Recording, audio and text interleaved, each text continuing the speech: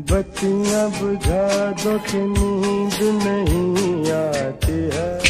एक मखमली आवाज, मेरी आवाज ही पहचान है। करोगे याद तो हर बात याद, जिसे वक्त ने खामोश कर दिया है।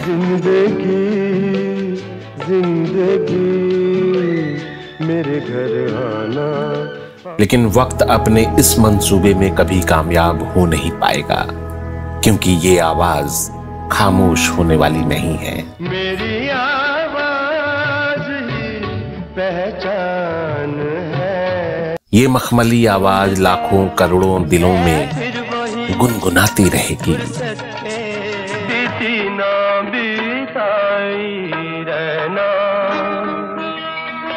वक्त पहली बार हारा हुआ महसूस करेगा, क्योंकि इस मखमली आवाज को खामोश करने के मंसूबे में हमेशा हमेशा के लिए नाकामयाब रहेगा। अकेला इस शहर में हुजूर इस कदर भी न इतरा। मेरे घर के आंगन में छोटा सा झूला, मीठे बोल बोले बोले पायलिया। मैं अपने पिताजी मरहूम प्रोफेसर नत्था सिंह, जो खालसा कॉलेज अमृतसर के म्यूजिक प्रोफेसर थे, मेरे अंदर संगीत डाला।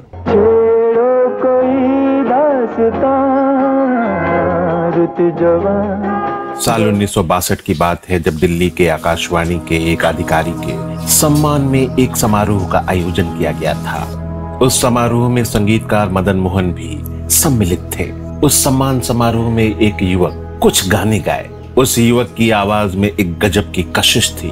उस आवाज को सुनकर संगीतकार मदन मोहन ने उस युवक को तुरंत ही मुंबई आने का न्योता दे दिया, और वो न्योता था 1964 में बनने वाली फिल्म हकीकत के लिए, जो भारत चीन युद्ध के पृष्ठभूमि पर बनने वाली फिल्म थी, जिसके निर्देशक चेतन आनंद थे। फिल्म के गीत कैफी आजमी ने लिखे थे, और इस फिल्म का संगीत दे रहे थे संगीतकार मदन मोहन। और उसी फिल्म का वो कालजयी गीत होके मजबूर उसने बुलाया होगा, जो बेहद लोकप्रिय हुआ। मजबूर मुझे उसने बुलाया होगा। और इस गाने को गाया था रफी साहब ने, तलत महमूद साहब ने, मन्ना डे साहब ने, और इन्हीं दिग्गज आवाजों के बीच एक और आवाज थी। और दिल में ऐसे भी कुछ अफसाने सुनाए होंगे, और वो आवाज थी भूपेंद्र साहब की। दोस्तों, इसी गाने को गवाने के लिए संगीतकार मदन मोहन ने गायक भूपेंद्र साहब को मुंबई आने का न्योता दिया था। दोस्तों, गायक भूपेंद्र साहब ने जब जब गीतों को अपनी आवाज दी, वो गाना कालजयी हो गया। लेकिन दोस्तों, जब जब इस महान फनकार ने जिस भी गाने में अपने गिटार पर उंगलियां फेरी, वो गीत भी कालजयी हो गया।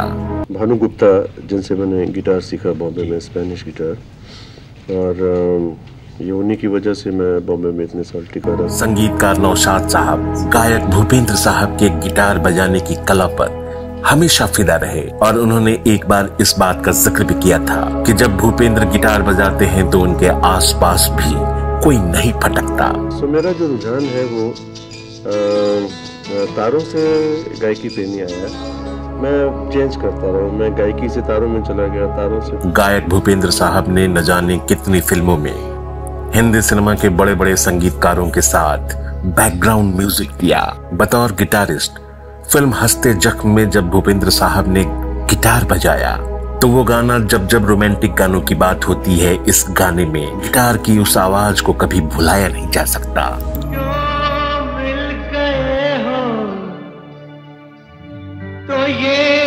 और फिल्म यादों की बारात का वो गाना चुरा लिया है, जिसकी शुरुआत ही गिटार की आवाज से होती है।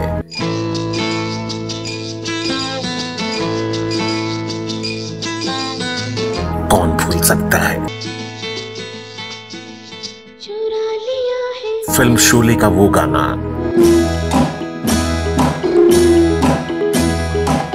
महबूबा महबूबा। गुलशन में बुल खिलते हैं जब सहरा में मिलते हैं, मैं और तुम। इसमें गिटार की आवाज ने सचमुच मन को मुग्ध कर दिया। फिल्म हरे रामा हरे कृष्णा का वो गाना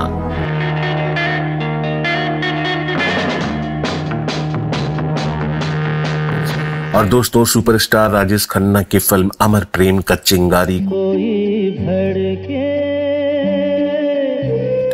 जो गायक भूपेंद्र साहब ने अपने गिटार पर जब उंगलियां फेरी तो वो गाना भी कालजयी हो गया।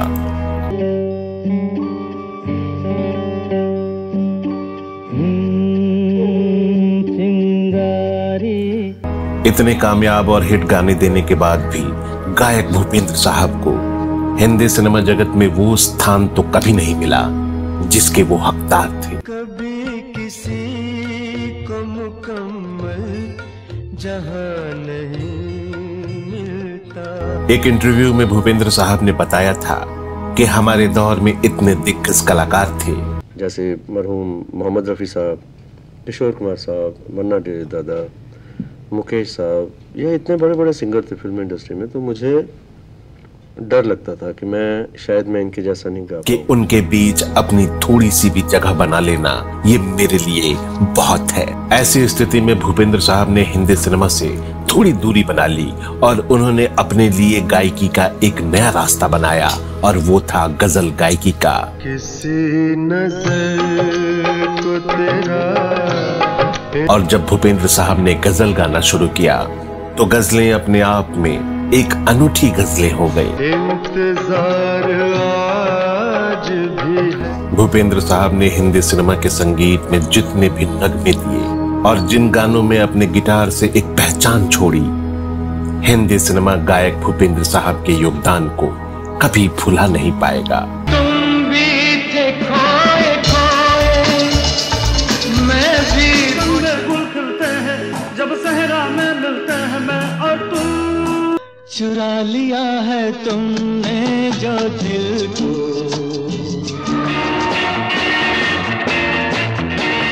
कहीं ज़मीं तो कहीं आसमान, दिल ढूंढता है फिर वही।